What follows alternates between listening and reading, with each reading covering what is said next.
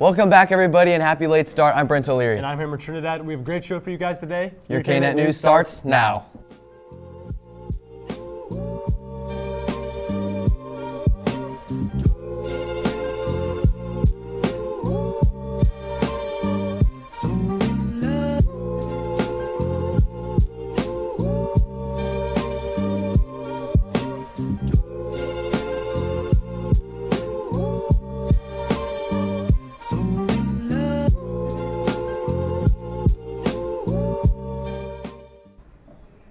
Please stand with us for the Pledge of Allegiance.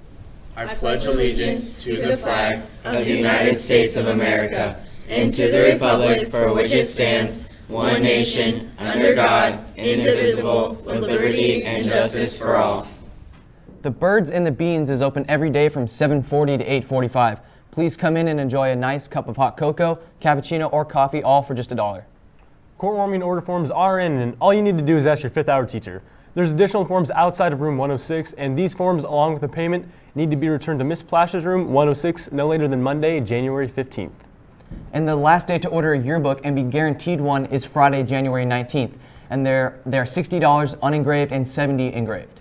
And for everyone who's created an intramural basketball team, all the information is due this Friday, January 12th. Please email Mr. Davis or stop by 817 to sign up. And everybody watching this has probably had one of their favorite websites blocked. Let's take a look at the people who actually unblocked them. So the main misconception that I think people have with getting past the school's firewalls and whatnot is that it's hard to do, but it's really, really easy. Lately, it's not uncommon to see people playing games such as Fortnite, or maybe see them browsing sites like Facebook or Instagram. This is no glitch in the system, but rather an intentional exploit discovered by a small group of tech-savvy teens.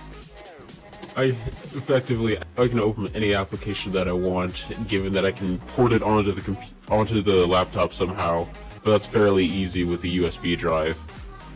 There's practically no firewalls anyways, so I can just download whatever I seek to on a whim. They explain the downfall of these exploits is usually due to large amounts of people catching on to them. Yes, I would say the main weakness is that they get spread around really quickly and to the wrong people. I do believe that the school should be blocking these things because this is an academic setting and there shouldn't be the ability to just casually stroll onto any website that they want for whatever distraction they want.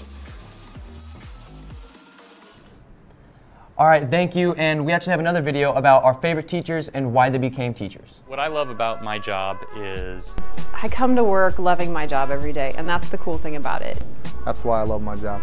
I like my job as a teacher because I became a teacher because I love my job because I love my job because So I really love my job as a teacher because I love my job because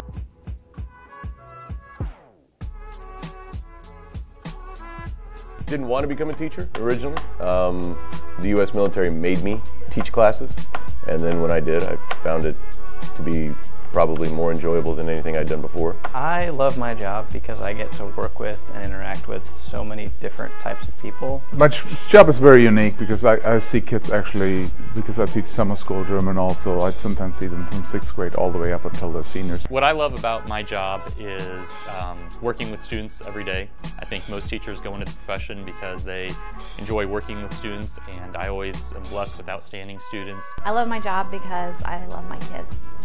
Okay, really it is about the kids. I come to work loving my job every day, and that's the cool thing about it. There are sometimes, honestly, I'd rather be here than anywhere else. I became a teacher because I had awesome teachers when I was in school.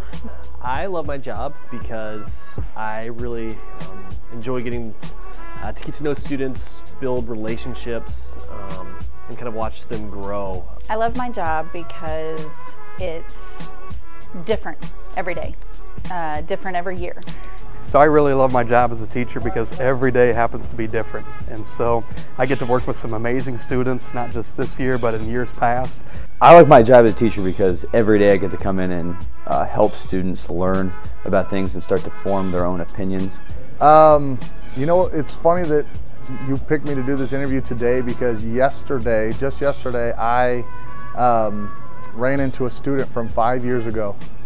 And that student came up to me and said, "Oh, Mr. McCulley, I remember your class so much, and I just loved your class, and you were my favorite teacher, and I just think that making an impact 5 years ago on somebody and they still remember today, I think that's the most rewarding part of my job, and that's why I love my job."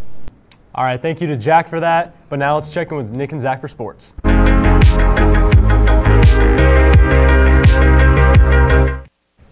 What is up, Liberty North? Thank you for joining us today. This is your daily sports show, but it's not any ordinary daily sports show. I'm Zach Klug. And I'm Nick Fry, and we're going to try something a little different today. We're going to have a timer down in the bottom right of the screen, and every time it counts down to 0, we're going to change topics. I'm looking forward to see how it works out. Yeah, I can't wait. I've been looking forward to this for a while now. So if it goes good, then we can do it again in the future. Hopefully it will go good. It will go good.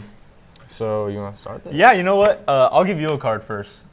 Okay, are you excited? Yeah, that's fine. All right, let's see how this goes. Our first topic is Wild Card Weekend. Ooh, okay. Well, first off, the teams that were eliminated were the Panthers, Rams, Bills, and their, Chiefs. We don't talk about that.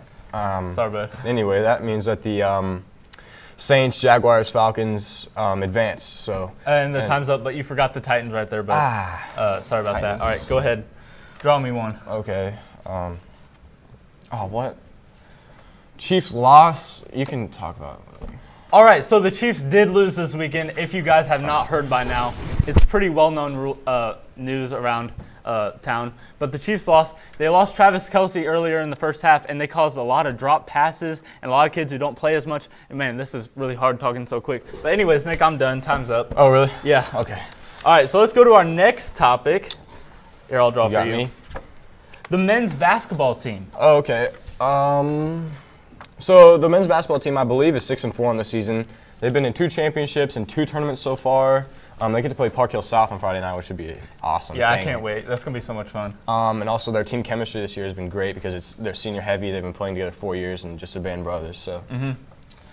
Wow, that was really good timing by you. I went off.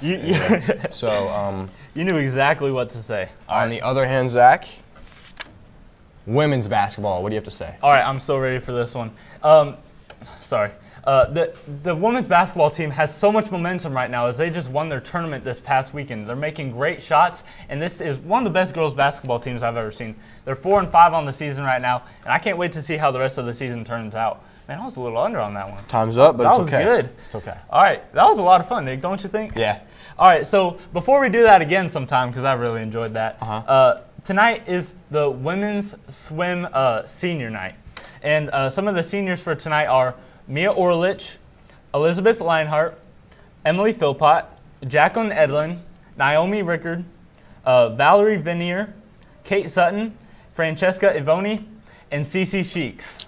And another thing we are going to try is for you, the audience. We want to hear your opinion. We have a Twitter poll to see what you guys think about Alex Smith being here with the Chiefs next year. So go check that out. This has been our sports show today. I'm Nick Fry. And I'm Zach Klug. Now back to the front. Thanks, guys. We're going to see you tomorrow. But until then, we'll catch you on the north side.